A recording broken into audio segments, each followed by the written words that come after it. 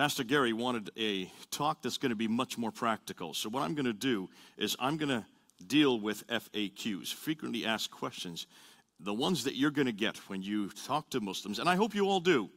I hope all of you have the chance to talk to Muslims. I find them to be the most engaging people to talk to. Now, I've been doing it for 37 years, but certainly I find Muslims are all asking the right questions, more so than anybody else. The questions they ask tend to always fall into two categories. One is on the person of Jesus Christ, and the other category would be on the Bible. And those are the two categories I want to talk about. I'm sure they're the ones you want to talk about. And the only people who will talk about Jesus and the Bible are Muslims. I find with other people, they just walk away. Even when I bring it up and I say, let's talk about Jesus Christ, they usually walk away. And I always tell my students, always ask those two questions. When you go up to a student or when you go up to a Muslim, ask them just two things. Just say two things to them. I believe that Jesus is God, and I believe the Bible is the Word of God. Do you have an opinion? And you're going to get lots of opinion. This is what we've been doing in London, in England, where I've been for the last 25 years. And every Sunday, we go down to a place called Speaker's Corner. Any of you know about Speaker's Corner? Okay, a few of you. Have any of you been to Speaker's Corner? Gary, at the very back. Did you ever get up on a ladder, Gary? No. Oh, dear. Well, we should have had you up if you'd come when I was there. Every Sunday, we get up on a ladder, and I'm about as high as I am right now. I feel right at home because I'm this high up. Just 2 steps, these little kitchen ladders that you have in your kitchen, just so our heads are above the crowd. And we take on sometimes hundreds. At times, we can even take on thousands of Muslims at a time. And the most radical Muslims come to Speaker's Corner. It's a magnet for radical Muslims. And the reason why is because most of your Muslims come from oral cultures. They come from countries where you give them a book, they'll throw it away. You give them a tract, they'll probably tear it up. They're not interested in reading tracts. They're not interested in reading books. They don't come from countries where they have an educational model like we have here in America that's based on reading books, writing essays, and writing papers. They hear, and then they memorize what they hear. And because of that, they love orality. They love people that actually can speak. And that's why they love videos more than anything else. And that's why I've been doing videos since 2006. We did a survey back in 2006 on YouTube. And at that time, we counted 43,000 videos that were attacking Christianity and only 17 that were taking on Islam. 43,000 versus 17. Guess who was ahead? What was interesting, though, was almost all the videos that were attacking Christianity were always on those two subjects. Now, there were some that were also, I shouldn't say all of them, but there were some that were on certainly the church and its history and some of the testimony of Christians around the world. But by far and large, they were all zeroing in on Jesus Christ. And I always found that curious, and I always want to know, why are they so interested in Jesus Christ? And as you go out and as you talk to Muslims, almost the first question that comes up will be about the Trinity. How many of you had that experience? How did you answer it? Did you actually make sense?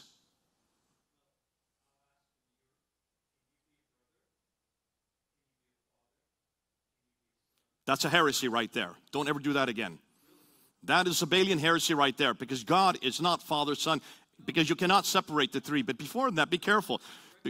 Understood, but don't use that. They will hammer you with that. That's a heresy. We don't use that. When in fact, don't use any model. Every model that I've heard is heretical.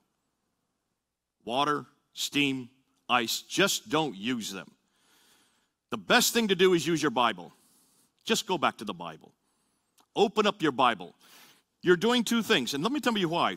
When you work with Muslims, usually when they want to hammer you on the Trinity, it's because they want to find any chink in your armor. They really want to try to overpower you, and they know that you cannot answer it because very few Christians can define the Trinity and also defend it in 2 minutes. And that's all the time you're going to get. So most Christians do like this gentleman here. Father, brother, and what's the other one? Father, brother, and son. Don't use those just because they'll run circles around that, and they'll even show you where that came from, and they'll quote the scholar that first introduced it. So stay away from those models and try to get right back to the Bible. I'll tell you why. It does two things. It gets you back to where you feel, where you want to be anyways.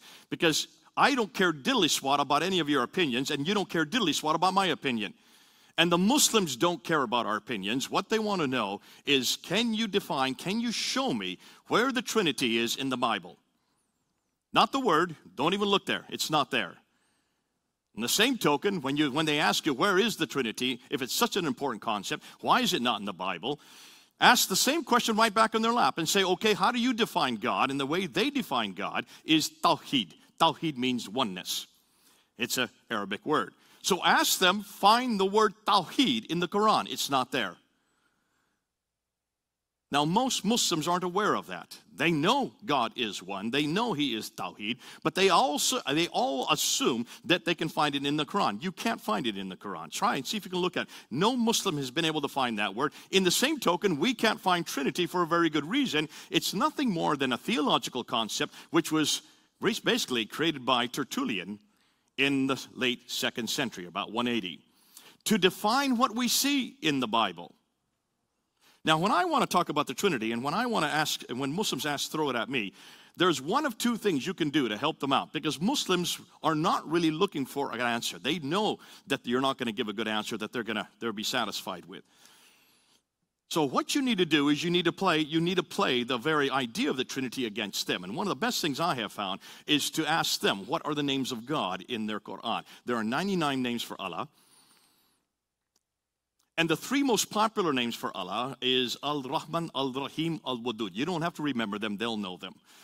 Ask them, what's the very first surah? What's the very beginning of the very first surah? And you'll see two of the names right there in the Fatiha, in the very first verse of the Quran. Al-Rahman, Al-Rahim, Al-Wadud. Al-Rahman means the compassionate one. Al-Rahim means the merciful one. Al-Wadud means the loving one. Those are the three most common names, the most important names for Allah. Because Allah can only be defined by His names. They've never seen Allah.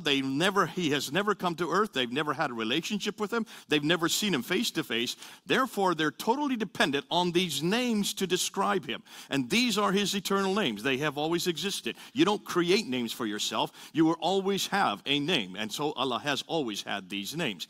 So ask them, okay, compassionate, merciful, loving, good names, good names. There's a problem. All three of those names require an object, don't they? Am I correct? You have to be compassionate to someone. You have to be merciful to someone. You have to be loving to someone. Am I correct? You cannot have those names without an object. So where was the object of Allah's compassion, mercy, and love before Adam and Eve were created? We've got them. And I've yet to see a Muslim that can answer that question in 37 years. They've not thought through that if God is one, a monad, there's no possibility for relationship. There's no possibility that we can be made in His image, because we're relational animals, aren't we? Every one of us is compassionate. Every one of us is merciful. We're all loving. And the only way I can know that I'm loving is because I'm made in God's image. Genesis chapter 1, verse 26 and 27. Ooh, I love it. Since I'm made in His image, that's why I know that I'm relational. That's why I know that I have love. And that's why I know that as a human animal, we are unique and distinct, and we are made in God's image. And that's the beautifulness, because that means that God whose image I'm made in is also relational, which means God the Father has always loved God the Son. God the Son has always loved God the Holy Spirit. Can you now see where relationship comes from? And Muslims are also relational. They are also compassionate, loving, and merciful. So where do they get their love from? Unless they come on home to our God, the triune God. And what you have done, you've just come in through the back door. How long did it take me to do that? 2 minutes. And that's the beauty of the gospel of Jesus Christ. Another question that comes up all the time is, how could God have a son? Have you heard this one? How could God have a son? And of course, when you ask them, what do you mean God have a son? Well, how could God the Father, Mary the mother, Jesus the Son? That's how they define it. They have to do that because that's in the Quran, in chapter 5, verse 116. In the Quran, it's very simple. That God the Father, in fact, what it is, you have a question. You have Allah speaking to Isa, who is Jesus, in the Quran. Not my Jesus, but certainly one in the Quran. And he's saying to Issa, is it true that you and your mother are to be worshipped as God? Which implies that Mary is part of the Trinity. Now, Gary, do you teach that here at this church? Please say no. Did he say no? Have you heard anybody teach that at this church? Do you know of anybody in California that teaches that Mary is the mother of God? Please say no. Oh, you have? Okay, a heretical church, but certainly not an evangelical church and not a good God-fearing and Bible-believing church. We do not preach Mary as a part of the Trinity. Now, there are groups, and you are correct. In fact, historically, there are the Collyridians. There's a group there right there in the 7th century and the 8th century who possibly could have been the source for this problem. Because certainly in the Quran, whoever put the Quran together, and we're going to get to that, and Pastor Gary wants me to unpack that for you a little bit tonight, more after, little later on. But whoever put the Quran together obviously must have borrowed this from another source, and I think it's from this Collyridian group, because they did believe that Mary was the mother. They could have even got it from the Catholics, who seem to have Mary everywhere, all over their churches. Could be that that's where they got it from, but I assume that they had never read the Bible, whoever put the Quran together. And they certainly hadn't talked to any good Christians, because no Christian would put Mary up there as part of the Trinity. So how could God have a son? Now, the way to answer that is very simple. You're going to be my Muslim for tonight, okay? You've got a beard. You're perfect. I need someone with a beard. You guys don't have beards, sorry. We'll go to the guy with a beard, okay? If you have a beard, that means you're a religious man.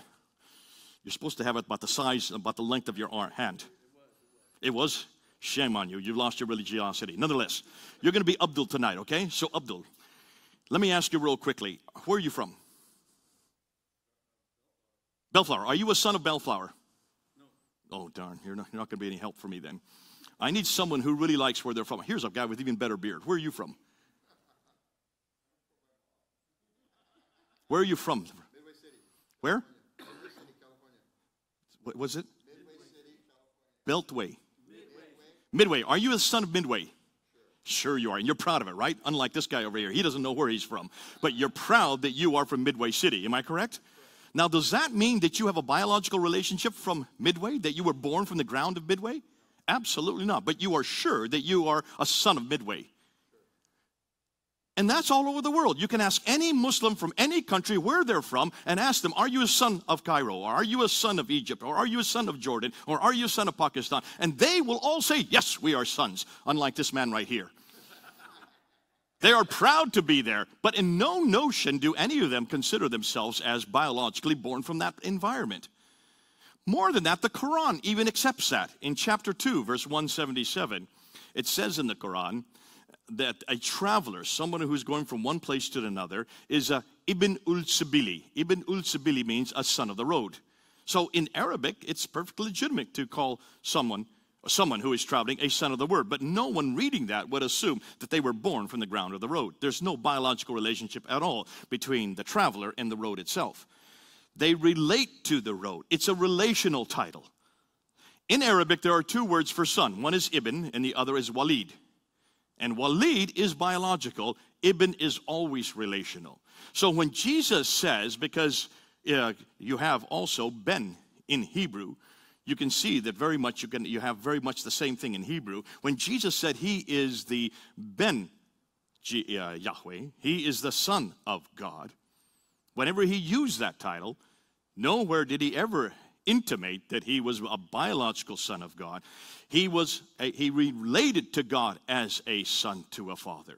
And he has always been the Son of God, has he not? He always will be the Son of God. Am I correct? Which means there's nothing biological between God the Father and God the Son. What it does say is that if he relates to God as his Father, that means he inherits everything the Father inherits. Which means if Father is God, so is the Son. And this is one of the four major titles, divine titles, that we see in the New Testament, derived from the Old Testament. And this is one of the reasons why Caiaphas in the Sanhedrin in chapter 26 of Matthew, when he turns towards Jesus and asks him this very question, are you the Son of God? Are you the Messiah? And Jesus says, yes, it is as you say. And then Jesus went ahead and said, after that, and you will see the Son of Man coming in the clouds, referring to Daniel chapter 7, verse 14, which is a third title for divinity. Messiah is the first, Son of God is the second, Son of Man is the third. By the way, that's the one the Muslims love the most. That's the one Muslims will throw at you. They will say, you Christians, see, Jesus more often than any other, 25 times in the New Testament, referred to himself as Son of Man. He's nothing more than a man. See, Mr. Smith, he's nothing more than a man. And I love that when they bring that up, because I take them right back to Matthew 26, to the trial by Caiaphas there in front of the Sanhedrin. And I say, look and see, when Jesus used this title for himself in front of Caiaphas, look at Caiaphas' reaction. He tore his robe, turned towards the Sanhedrin, and said, what further truth do we need? This man has blasphemed. Because he knew that in Daniel 7:14, the definition of the Son of Man is right there. The Son of Man is from everlasting to everlasting, will have dominion over all tribes, nation, peoples, and tongues. Folks, who is from everlasting to everlasting but God himself? Am I correct? Exactly. So in a sense, what Jesus was saying in those 3 verses from 62 to 60, actually it's up to 66. So those 4 verses, he was saying to Caiaphas, I am God. I am God. I am God. 3 times he was saying it. Muslims will ask you, where does Jesus ever say, I am God? Take them to Matthew 26. Just open up your Bible and you will see 3 times Jesus saying, I am God. To a Jew, he was saying, I am God. Not to an American, because Jesus never spoke English. He would not have used it in English. He would have said in Hebrew. Now, the 4th time, in one of the best places, I'm doing 2 things at once. I'm killing 2 birds with 1 stone. The other place where Jesus claimed to be God was in John chapter 8, verse 58. In John 8:58, he's there in the temple. He's speaking Hebrew because if he was in the temple, he would, of course, be speaking Hebrew. And they were questioning him and says, how could you know Abraham? You're not even 50 years old. And Jesus replied, before Abraham was, Yahweh. Yahweh. Ooh, I love that. He was using God's holy name. He was using God's unique name. He was using God's eternal name. And this is why when he used that name, that is the name that Moses needed. That is the name that Moses wanted before he went down to Egypt to bring back the Israelites. He said to God, what is your name? I need to know your name so they will know which God I am representing when I bring them back out of Egypt. And that's the name Jesus used right there in the temple. Before Abraham was, Yahweh. In Greek, egoemi. In English, I am who I am. I am that I am. Can you see now why it's so important that you know how to answer these questions real quickly? But don't just stop there by answering the questions. Show them why this is important. That's a brilliant question you asked about the Trinity. Because in your God is absolutely hopeless. Your God is a monad, nothing more than that. Your God is not only dependent on his names are dependent on us. On our creation. So what was he before Adam and Eve were created? Where was he? In fact, that's a good question. Where was Allah? Have you ever seen Allah? Has Allah ever entered time and space? See, they always wonder, how is it that our God can enter time? How can God come to earth? Have you heard that question?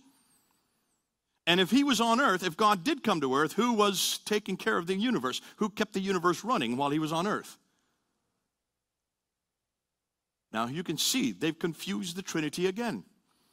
And they assume that God the Father and God the Son and God the Holy Spirit, all 3 came down to earth in the form of Jesus.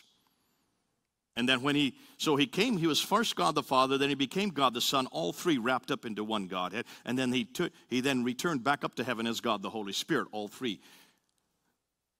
That's why they even asked the question, who is running the universe while God was on earth? Because the way they look at God, there is no triune God. Doesn't exist. God cannot act as 3 yet 1.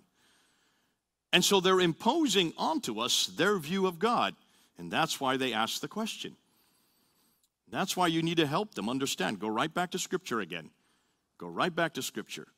And show where over and over again God was coming to earth. At the very beginning, God was on earth. That was God walking and talking in the cool of the day in Genesis chapter 3, verse 8 and 9. That was God calling out, where are you? Now, if God was walking, he better have a pair of legs. If he was talking and calling out, he better have a pair of lungs and certainly a mouth. Do you see the problem? If he was not, did not take on human form, then how could he even be in the garden calling out to Adam and Eve, where are you?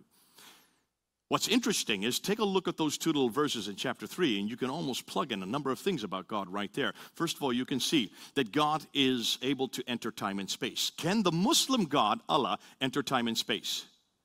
No. At no point has Allah ever come to earth. Which suggests to me then that the God of the Bible can do anything he wants. Ooh, ta ta ta. Whereas the God of the Quran cannot. If God cannot come to earth, then he's not omnipotent. And Muslims have limited God. And I say to Muslims, don't ever in my presence say God can't come to earth. Maybe your God can't come to earth. Maybe Allah cannot come to earth. Then your God's too small. Get a bigger God. We got him. His name is Jesus Christ. Come on home. It's so easy. Because what if they're saying, and I remember I did a debate where this came up, and that was the very first question in the debate right there in Russia, in Kazan. And the clerics who were debating me at that time, they said, Mr. Smith, Allahu Akbar, God is the greater. God is the greater. But please, Mr. Smith, please don't say this infinite God, this God who is so great, took on human form and corrupted himself as a human. And I remember turning to my translator, because I don't speak a word of Russian. I said, just say to him, shame on you. He didn't want to do that. I said, no, you tell him, shame on you. Do not ever say in one sentence, Allahu Akbar, God is the greater, but he cannot become a man. Please don't say that in my presence. Because you've just taken away his omnipotence. You've taken away his greatness.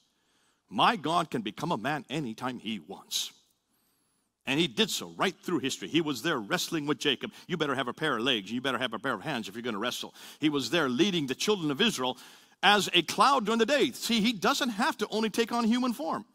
He can take on any form he wants. A cloud during the day and a pillar of fire during the night.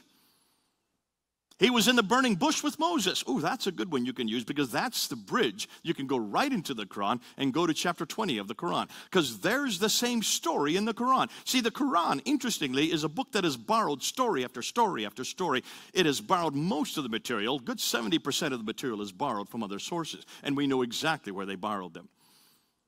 But what's fascinating is when you look at that story, just open it up and how Muslims go to it and say, listen, now I'm going to show you two things about that story that you need to answer me. First and foremost, as Moses was coming close to the bush, a voice from within the bush in verse 10 says, Moses, take off your shoes, you on holy ground. Now hold on a minute. Can there be holy ground without God? No. By definition, if it's holy, God's there. Only where God is can it be holy, right? Can't be holy where you are. Can't be holy where I am. Can't be holy where you are. Only where God is can it be holy. So that assumes, therefore, that God was there. If they don't like that, go to verse 14. Because then in verse 14, the voice in the bush then says, truly, it is I am Allah who is speaking to you. Can anybody take on the name of Allah but God himself? According to Islam, absolutely not. So here you have a voice in the bush claiming that that place is holy, a voice in the bush claiming to be God. So ask your Muslim, was God in that bush? They have to say yes. If they say no, well then you're going to have to tear out that story, and you can't do that to the Quran on pain of death. You do not desecrate the Quran. So immediately can you see what we've asked? Which means that was God in the bush. That bush is on earth. That incident happened in 1400 BC. And if God could come down to earth in 1400 BC, why in the world are they so confused or are upset if God came down 2,000 years ago and spent 33 years on earth? So you can use the Quran to your advantage. Say, listen, we don't have that problem in our Bible. Our God can come down over and over and over and over again. He came down over again to woo his people back to himself. He sent prophet after prophet, and then he finally came himself in the form of the Son of God, Jesus Christ, the Messiah. Died on the cross and rose again. Ooh, they don't like that. That's when they really get upset. The crucifixion. If you look at the Quran, it's very clear that there is no crucifixion. In chapter 4, verse 157. No crucifixion. For they killed him not. They thought it was so. Another was given his image, and truly he was not crucified. That's what it says in chapter 4, 157. So what are we going to do with that? Let me give you 5 answers real quickly. 5 things you can say quickly about that verse. First of all, you can look at another verse, chapter 19, verse 33. In chapter 19, by the way, are we being filmed for this? This is all being filmed. So if anybody, I do speak fast, so just put your pens down. You can get the film afterwards, and you can go and speed it down or just put it down so it's really nice and slow. That's what my Korean students always do, and I have a beautiful baritone. I wish I could speak like that. But that you can go ahead and slow it down and then just pick up all these verses as we go through. So there in chapter 19, verse 33, Jesus, Issa is his name, he's there as a little baby, and he's there in the crib. And he says to the crowd who's asking him where he came from, he said, "Blessed be me, the day I was born, the day I die, and the day I rise again." So there is Jesus referring to his birth, death, and resurrection. That confronts chapter 4, verse 157, doesn't it? It's a contradiction. Muslims cannot understand that. So what they do is they try to say, oh yeah, well, he's talking about the future. Well, of course he's talking about the future. He's a baby. That's not happened yet. He is going to die in 33 years. They would like to say this is a future rendering when he comes back another time. There's nothing in the verse to help them with that. You can see they have to impose on the text to get that out of it. And what's more, in chapter 3, verse 55, God is saying to Issa, "I will cause you to die." Mutawafika. That's the word in Arabic. Muta, mu means person. Tawafik. Tawafik means to die. Ka, means you. I will cause you to die. It is as clear as day in Arabic. The only problem is every translation you read now has changed that to, "I will cause you to sleep." But any Arab speaker knows mutawafik is always die. That does not mean sleep in Arabic. And they've had to change it since the 1930s because of the pressure from the governments saying we cannot have Jesus dying. We cannot have Jesus dying because that's an internal contradiction between chapter 3, verse 55 and chapter 4, verse 157. Ooh, I'm so glad we don't do that with our Bible. Can you imagine us changing the text, changing the verses so that we can get our theology correct? Thank goodness. And we're not talking about translations here, because the Arabic still retains, is still there. Mutawafika is still there in my Bible right here. Now, you'll see that there will be other questions about Jesus Christ. But let's stick with this crucifixion. That's the first problem. Internal contradiction between chapter 4, chapter 19, and chapter 3. Number 2, the second problem with the crucifixion. If Jesus did not die, what are you going to do with the historical record? The historical record is very clear. Every historian from that period did know that Jesus died. Just take a look at the 3 greatest historians that we look at when we look at the person of Jesus Christ. Thallus and Phlegon, they're both Greek historians that were debating this in 52 AD. That's just about 20 years after Christ's death. They were talking about that death. They mentioned that when Christ died, the sun went dark and the earth shook. So here's Greek historians that had no reason to admit or certainly to support the Christian record, and yet they are admitting that Jesus did die. You have Thallus and Phlegon, then you have Tacitus. Tacitus is a Roman historian. Tacitus did not like Christians. No, he didn't. He had nothing good to say about Christians in his annals. But what's fascinating, he does talk about the death of Jesus. And he mentions that the day that he mentions not only that Jesus died, but he mentions that it happened under the authority of Pontius Pilate during the reign of Tiberius. That's why we know it was in 33 AD, because of Tacitus.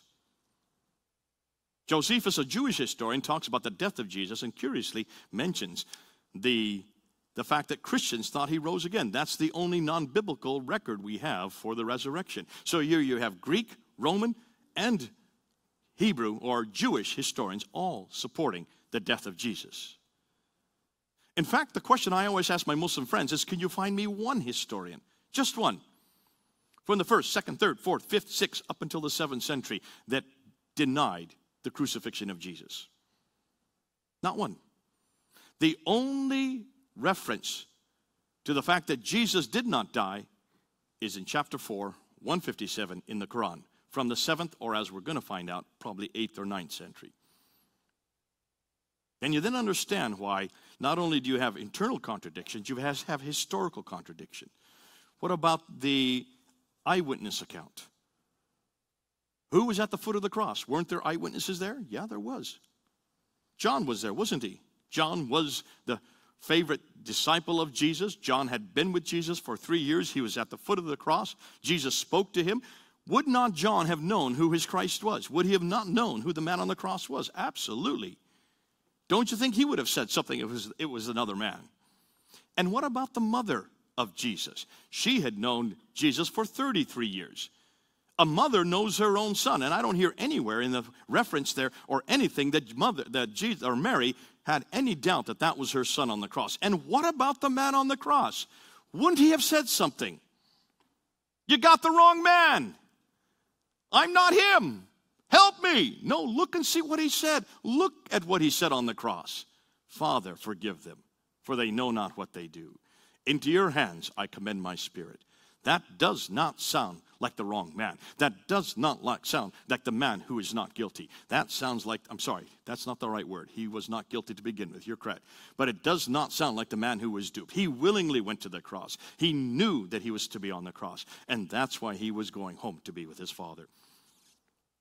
But he had something to do first before he went home. Then we get to the fourth problem. And that is Jesus himself. What are you going to do with Issa? If he allows another one to take his place, doesn't die on the cross, but then 3 days later goes into the upper room, introduces himself to the disciples as if he was it, claiming to be the man who died and rose again. A week later, even when Thomas questioned him, he showed the holes in his hands and the holes in his feet. What kind of prophet lies like that? Not my Jesus. My Jesus doesn't lie like that. They've got the wrong Jesus. They think that that's the historical record. And then fifthly, and this is the hardest one for Muslims to know what to do with, and this is the moral argument, somewhat like the fourth one. If Allah took the image of another man and put Jesus' image on him and let that man die in Jesus' place and then told no one about it, and for 600 years told nobody about it, what kind of God is that? That's a deceitful God. That is not the God of the Bible. I don't see anywhere in the Bible where God is deceitful. Do you? Not my God. They've got the wrong God. And it looks like they've got Allah, because that's the God of the Quran. Take a look and see how much that God deceives. In fact, that's quite normal for Allah to do. In fact, it says in the Quran that God is above deception. There are a number of references. I could give them to you right here where God is deceitful. Chapter 3, verse 54. Chapter 8, verse 30. Chapter 10, verse 21. Chapter 3, verse 28. All of these are the deceitfulness of God, the deceitfulness of God, the deceitfulness of Allah. That Allah is above deceit. He cannot be held accountable to the same standard that we are held accountable, because he is God alone. Which suggests that we're talking about two different gods, aren't we? The God of the Quran is not the God of the Bible. The God of the Quran has nothing to do with the God of the Bible, and I never want to hear people say that we share the same God. I will have nothing to do with that God. And the reason why I'm coming down so hard on the crucifixion is because the crucifixion is what the Muslims attack us with. They don't confront us with the resurrection, because they don't believe that there was any resurrection. If Jesus didn't die, of course he didn't rise again. He was always alive. So we've got to deal with the crucifixion. I know you've been told that we must spend all our time with the resurrection, but that's with atheists and that's with humanists. With Muslims, you've got to confront the crucifixion. So just use these 5 points against them. Now we come to the part that Gary wanted me to get into, and that is the problem with the Quran itself, this book right here. Gary, I didn't ask permission to bring this in the room. Is that okay? It's not going to hurt anybody. It's pretty small. I keep it smaller than my Bible. You can see why in a few minutes. This is the book that's causing all the problems, and this is the book that we've got to confront, and this is the book that we are confronting. And what we're finding out about this book is amazing. Now, there's some stuff that I'm going to introduce tonight you've never heard before. And the reason why is because I've never heard of it before until just recently. And I spent 37 years confronting this book. I did my doctoral thesis on this book. And yet when I was doing my doctorate, when I was doing my master's also on the Quran, we never had the material that we have today. We never had this kind of material to use against the Quran. And the question you may ask is, why even talk about the Quran? Gary, could I get some water? Maybe a glass of water so I can just, or can I use this? Is this okay? There's no arsenic in it, is there? So when you look at the Quran, you need to do a comparison between these two books real quickly. And when you look at these two books, you can see they really are completely two different categories of literature. We would never make the claims about the Bible that the Muslims make about the Quran. And so let's start with their claims. The Quran, they say, is eternal. Who knows why they say it's eternal? Does anybody know the reason? Any idea? Say again? In tablets up in heaven. And that's in the Quran itself, isn't it? In chapter 85, verse 22. So it's an internal claim. It's not something that they have made up. It actually is internal to the Quran. The Quran makes that claim. So they've got to adhere to it. In chapter 85, verse 22, it talks about these eternal tablets. Now, by definition, if something is eternal, does that not mean it's co-equal to God? It's a conflict, isn't it? This is a duality. Only God is eternal. Am I correct? I've always been told that only God is eternal. So how can you have an inanimate object, a tablet, from which this book is derived, that is co-eternal with God? That means that claim in chapter 85, verse 22, is committing shirk. Shirk is the Arabic name for adding or putting alongside another with God. Anytime you equate a thing or a person with God, that is shirk. Someone who does that is a mushrik. The people who do that are mushrikun.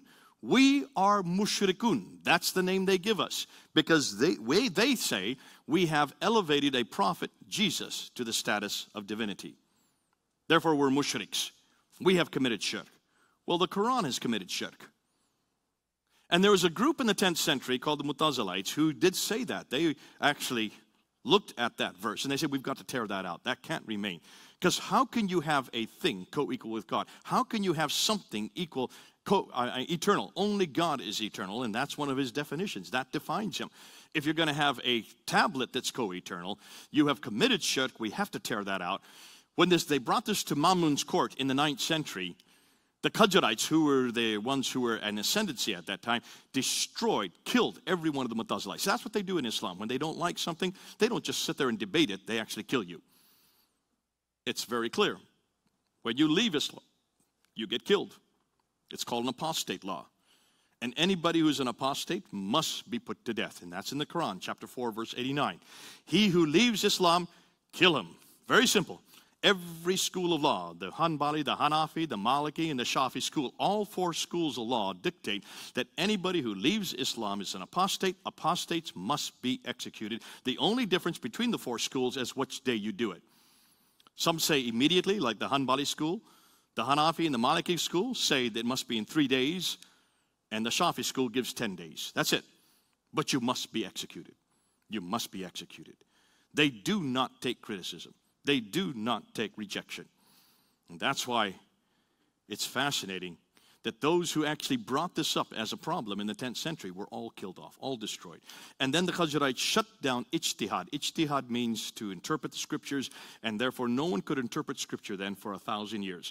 Until 1905, when finally Muhammad Abduh in Cairo at Al-Azhar University reopened ijtihad. It is now open today. And so we're permitted now to critique the Quran. We're permitted now to actually ask these kind of questions. And you have all the right in the world to ask Muslims, what about that verse? Look at that verse. Does that not create a duality? Is that not suggest, therefore, there's someone else besides God, the eternal, and it's your book? So that's the first claim they make, that it is eternal. Secondly, the second claim they make is that it was sent down to a man named Muhammad between 610 and 632, or 22 years. So for 20 years, 610 to 622, he was revealed, this revelation came to him in Mecca, and then 622 to 632, the last 10 years, this revelation came to him in Medina.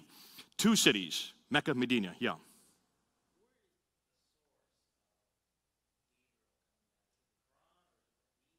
The Quran does talk about Gabriel quite a few times. Right there in chapter 19, that's Gabriel that comes to Mary. Jibril is his name in Arabic. So the source is the Quran itself. But the stories about Gabriel would be the hadith, yes. Doesn't say too much. It just says that he talks to Mary and says to her that she's going to have a righteous son. That's interesting. That's in chapter 19, verse 19. And in verse 20, he says to Mary, you will be a virgin when this happens. Truly, you are a virgin. So that's beautiful because that's a bridge you can use to look at why the birth of Jesus is unique. So Gabriel is in the Quran. Jibril would the name would be. But also, Jibril is also known as the Spirit of God. Ru'ala. Now put that under your hat. So is he a spirit or is he an angel? Malaka. Both and. There's a lot of confusion in the Quran. Don't ask me to explain it. Ask Muslims. Let them have to deal with it. I'm so glad I don't have to defend the Quran. Now let's get back to this thing. So he is eternal. He is sent down to, the Quran is eternal. The Quran is sent down to a man named Muhammad for between 610 and 632, 22-year period. But Muhammad, curiously, did not write it down during his lifetime. And the reason they say is because he could not read or write. Is that a good excuse? Have any of you, does anybody here read and write Arabic? Okay. I don't speak Arabic, but I read and write Arabic, and it took me 2 weeks to read and write Arabic. There are only 28 letters in the Arabic alphabet. 7 of them are unique. All the others require either dots above or below the lines. 22 of them. 6 of them are unique. The other 22 require dots. It's not difficult to learn. It's not a very difficult script. So Muhammad would have had 22 years to learn the script. He already spoke it fluently. He was Arab. He grew up with Arabic. To read and write it would have not been at all difficult. Why didn't he learn to read and write it? If this was his only remit, this was his major remit in life, this was the one thing he was supposed to do, is receive this book and get it written down. He did not. So when he died, the Quran still had not been written down. It had been memorized by many of the companions. It was written on stones, on bones, on leaves, on bark. And all that I know because of Al-Bukhari, chapter 6 or volume 6, hadith number 509 and 510. So here you have a prophet, supposed prophet, who was given this eternal tablet that was then sent down to him piecemeal by an angel Gabriel, given to him in 2 different cities. He forgets to write it down and then dies in 632, unwritten. Which then means the first caliph that comes after him, Abu Bakr, is given that responsibility. And Abu Bakr takes on that responsibility. And he then takes the scribe of Muhammad. So Muhammad had a secretary. Isn't that interesting? So why didn't the secretary write it down while he was living? Isn't that the job of secretaries? Ask your Muslim question these. I have yet to see a Muslim that can explain this to me. Either Muhammad was inept, or he was such a proud man that he thought that he didn't need to write it down, but that's rather clumsy with God's greatest revelation. And the final revelation on top of that.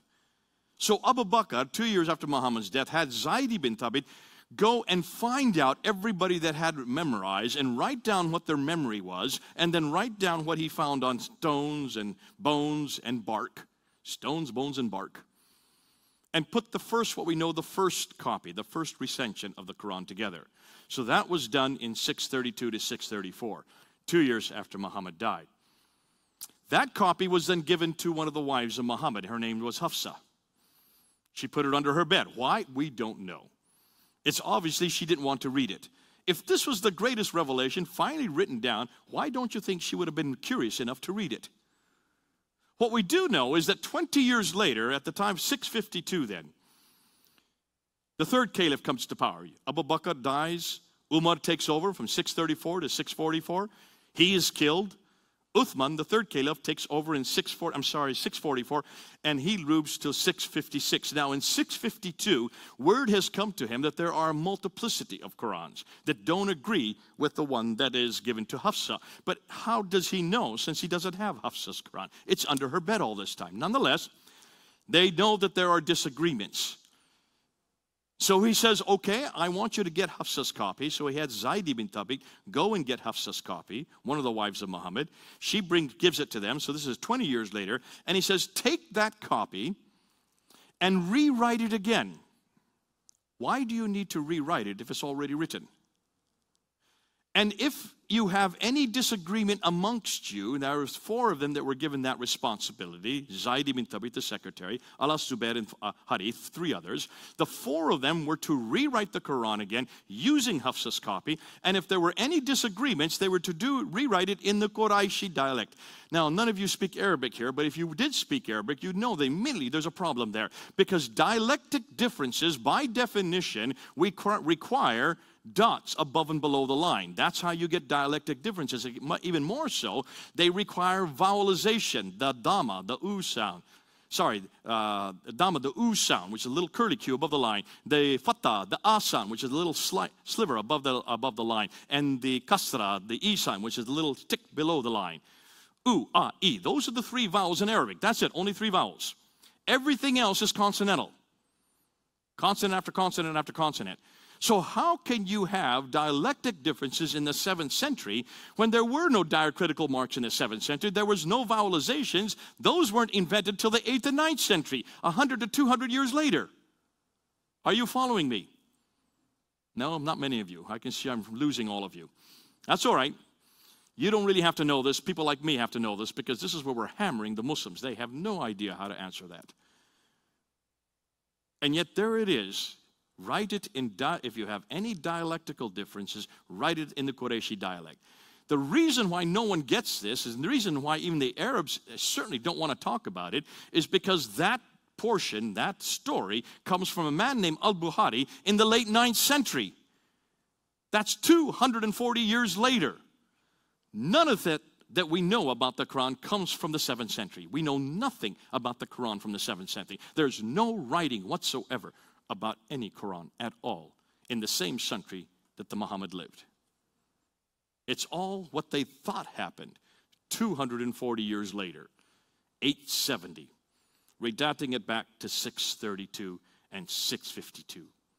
Can you see a problem here? Are you starting to see the problem that's rising? Now, so they write the Quran in the Qurayshi dialect. Then Uthman goes and takes all the other manuscripts of the Quran and he burns them. Does that bother any of you? Why do you burn manuscripts? Any idea? To get rid of what evidence? Anything that disagrees. Am I correct? So obviously there must have been something that disagreed. Otherwise, what did he burn? Am I correct? Muslims, they strenuously try to deny that. No, that's not what he was burning. No, these are nothing more than dialectical differences that he was burning. There were no dialectical differences. Okay, these are nothing more than different ways of reading it. There is no way to read it if you don't have any ways to delineate the readings. That doesn't come in for another 100 to 200 years. And every time they make an excuse, we hammer them. That's why no Muslim will debate me on this anymore. They dare not debate us on this. They cannot debate us on this. And we're just getting started, folks. This is only the few of the first problems. So once they do that then, Uthman then commissions the one copy to be made into several copies, to one copy to be sent into every province of his kingdom. Now when you look at a map, you will see that there were 9 provinces at the time of Uthman. Basra, Baghdad, Damascus, Jerusalem, Cairo, Alexandria, Aden, Herat, and Nishapur. Did you count 9? I counted 9. 9. 9 Qurans to 9 cities. When I was learning Islam and when I was getting my master's and doing my doctorate, I was only told there were 4 Qurans to 4 cities. Basra, Baghdad, Damascus, and Medina. That's it. That's what I always was told. I had no idea that there were actually 9 cities at the time of Uthman. That means they have to they have to show us, therefore, 9 Qurans from the time of Uthman. Because you're only talking about 1,400 years ago. That's not very long ago, is it? When you're talking about manuscripts. Remember, these are not papyrus. None of these are papyrus. These are vellum. These are parchment. These are manuscripts. These are codices that are written on animal skin. Animal skin is durable.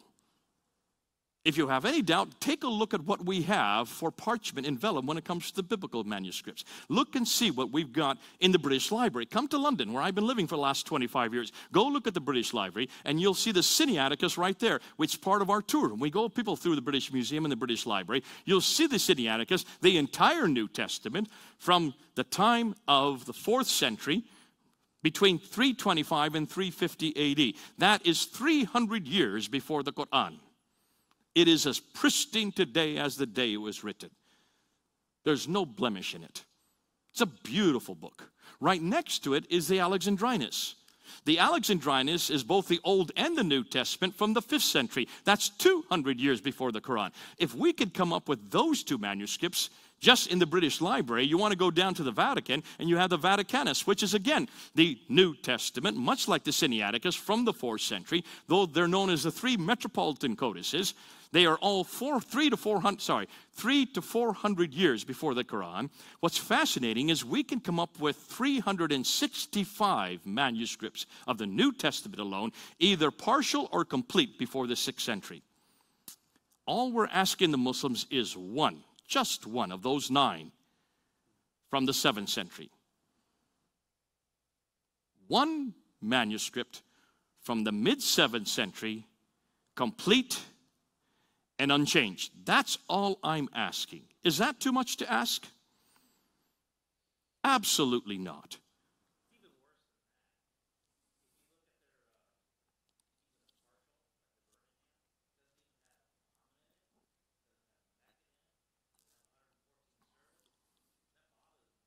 You mentioned the Birmingham folios.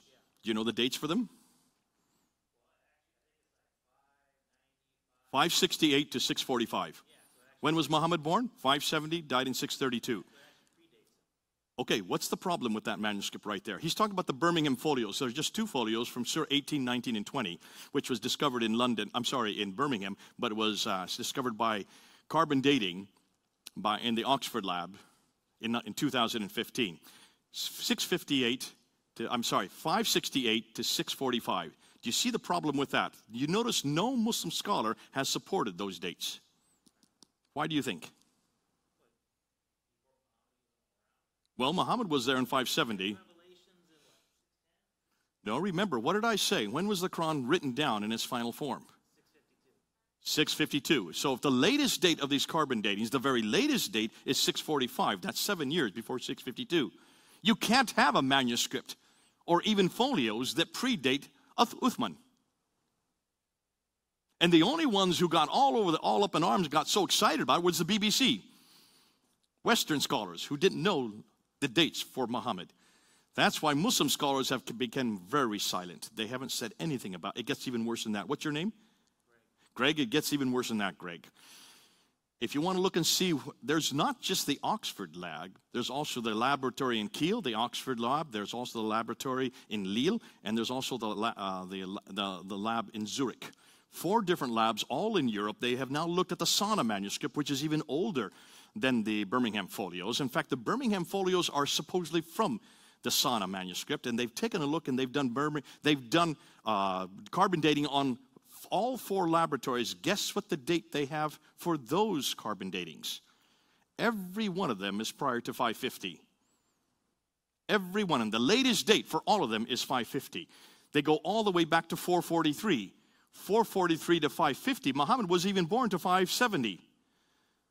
All 4 of those labs, the carbon datings for those manuscripts are before Muhammad's life, before the Quran was we've even begun. The Quran was begun in 610. Before the Quran was finished in 652. Before Islam even became. Do you see the problems? Be careful with carbon datings. We would never use carbon datings for our manuscripts because they're so inexact. But more than that, the fact that these three surahs that you're talking about, 18, 19, and 20, look at the stories that are in those 3 surahs. You have the story of Moses at the burning bush. You have the story of the 7 sleepers in Ephesus. And you have the story of Dhul Qarnayn, who's Alexander the Great. Now, none of these are unique to the Quran, are they? They're all borrowed. But those stories would have all predated the Quran, wouldn't they? So even if you went with the carbon datings, that means these are all older than the Quran because the stories are older. If you're borrowing, that means they were there beforehand. Ooh, I love it. It just makes my job so easy. So be careful of any type of scientific evidence that goes against what we're now finding out with paleographical evidence. Now, Greg, let's continue on from that. Can you then see why Muslims have now kept quiet about these new findings in Kiel, in Zurich, in Lille, and also in Oxford? It's all over, yeah. In fact, it's public information in that the people that are putting it public don't want their names to go with it because they know that they could have death threats. It's published, though. It's right out there. But let's continue on. Regardless of the carbon datings, and the carbon datings are so inexact, no one's using them anymore, let's go back and let's find out what we do know. What do we know about these 9 manuscripts? We can't find any of them. However, we can find 6 of them that do not come from the 7th century, but the 6 oldest manuscripts that do exist in the world today. Does anybody know what the 6 are, or even one of the 6 are? The Sana, that's one. That's in Yemen. No, not the Birmingham. That's just 2 folios. Topkapi in Istanbul, Turkey. The Petropolitanus in Paris. This man's good. Oh, you took my course. Okay. All right. Well, then you're a good student if you remembered all these. So that's 3 of them. You're halfway there. What's the one in London? The Ma'il. Okay, Ma'il in London. And there's one more real famous one. In Cairo, that's the Husseini. Not so famous, but you're missing the most famous, and that's the Tashkent one. The Samarkand in Tashkent, Uzbekistan. So you have the Topkapi, which is in Turkey. You have the Samarkand, which is in Tashkent. You have the Ma'il, which is in London. The Petropolitanus, which is in Paris. The Husseini, which is in Cairo. And then the best one, my favorite one, is the Sana'a, which is in Yemen. The newest one that was discovered in just 1975, when they were washing out the dome of the mosque there in Sana'a. They found a trapdoor. They opened the trapdoor, and thousands or hundreds, maybe not thousands, hundreds of manuscripts fell to the ground, which is not uncommon. Whenever Qurans start to deteriorate, they hide them up in the mosque domes, and they just leave them up there and they forget them. These had all been forgotten. Most of them were not very old, but the ones that were the most exciting were a number of very, very old manuscripts. They had no diacritical marks, they had no vowelization, proving that they were probably from the 8th or 9th or possibly 10th century. But they couldn't read them because there was no diacritical marks, so they had to fly down 3 German scholars, Dr. Gerd Pwin, Dr. von Bothmer, and Dr. Oleg. They flew them down in 1981 to look at these manuscripts and to film them. And they filmed them immediately because they realized that these are the oldest manuscript that they'd ever come across. It was using the Hijazi script, which is a much, much older script. They had no diacritical marks. They had no vowelization, which was to be expected. They pictured every page, page by page, and the Yemeni government overheard what they were saying, and they confiscated all their microfilms. And they did not release those microfilms until 1997. Upon which I went to Germany to talk to them and looked at them, and they gave me some of the facsimiles of what they had found. And boy, has it become juicy. Now, we'll get into that, but let's continue with these 6 manuscripts. What do we know about these 6 manuscripts? We didn't know too much until recently because we had no access to these 6 manuscripts. We were finally given access, not us, but the Muslim scholars, Dr. Tahir Attakulic and Dr. Ekmel Nisanlu, 2 of the world's foremost Muslim scholars on the Arabic text, were given access in 2002. And for 5 years, they looked at these manuscripts. They studied all 6 of them. They did forensic testing on them, and they came up with their conclusions in 2007. That was printed up in 2009. It was translated into English in 2013. I then got hold of it in 2014, and I quickly challenged Dr. Shabir Ali to a debate on these 6 manuscripts. We did that in September of 2014, and it's been up there 4 years now, and all the damage was done within the first 50 minutes of that debate. The reason why is that this is the first time we were able to look at that manuscript. And what we found out is that those manuscripts, and what we found out is that not one of those 6 manuscripts was from the 7th century. Not one of them. Not one of them are these 9 that were sent to 9 different cities. What's more, not one of them was complete. And most devastating, not one of them agreed with each other. And not one of them agreed completely with this book right here. This is the modern Quran. This is the Hafs text. So where did this book come from? Anybody know where this book comes from? Cairo, Egypt. You are correct. This is the Cairene text. This is the Hafs text. Now, how many of you knew this before tonight? You did, because you've been following me and you've been my student. The Hafs text is the canonical text of the Quran that I have in my hand today. But this text was only chosen in 1924. That's 94 years ago. In Cairo, because there in Cairo, in the high schools, there was such a multiplicity of Arabic Qurans. There was 37 different Arabic Qurans. No, notice, I'm not saying translations. I'm saying Arabic Qurans. These are the original text. There was 37 different Arabic Qurans that they were using, the students were using, that they could not have standardized tests because there are so many differences. We have already counted 60,000 differences between the 37 because we have 31 of them in our possession today. We have salvaged 31 of them in London. Hatun Tash is the one that is responsible for that, from Turkey. And we have our Arabic scholars looking at them, and they've already found 60,000 differences. Back in 1924, it was obvious something needed to be done. There was such a multiplicity of different Qur'ans. So they asked Al-Azhar University, considered to be the greatest Islamic university in the world today, to choose one of the 37. And they chose the one called Hafs. Who is Hafs?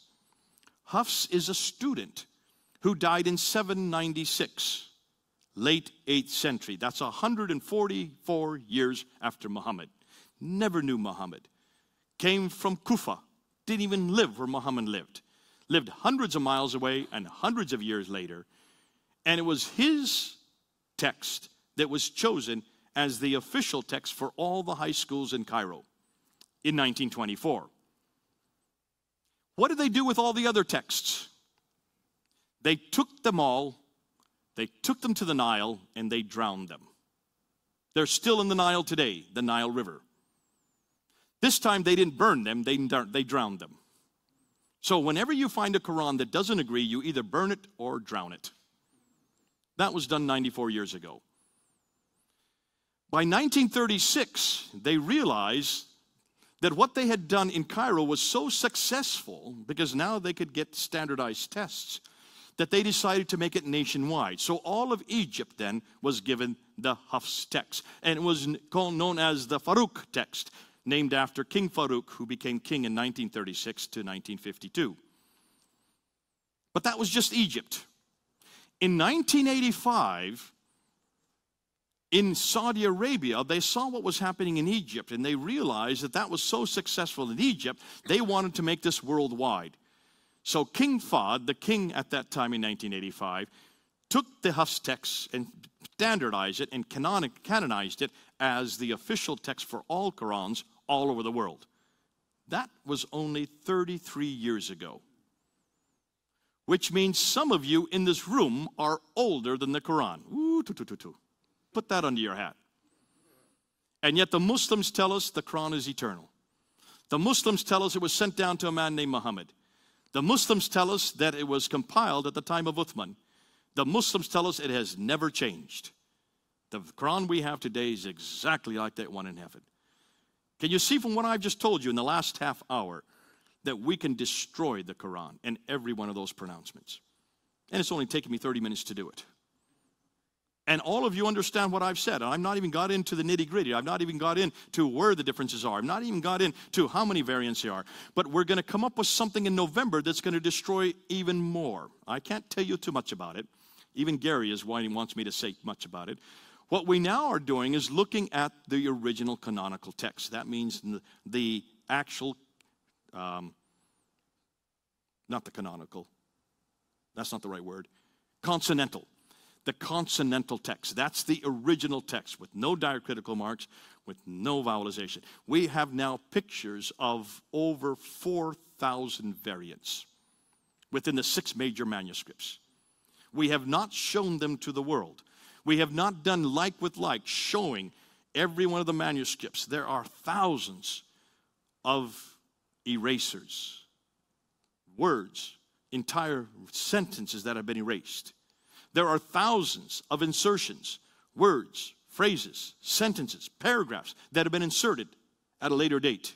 There are thousands of coverings and tapings where they've taped over entire portions of the Quranic text, covering where they have covered over entire sentences. Wouldn't you love to pick it up to see what they're covering? At times they've covered and written over top a completely different sentence. Thousands of these, 4,000 to be exact. These we're going to introduce worldwide in November. It'll be the first time that Muslims will be able to see them.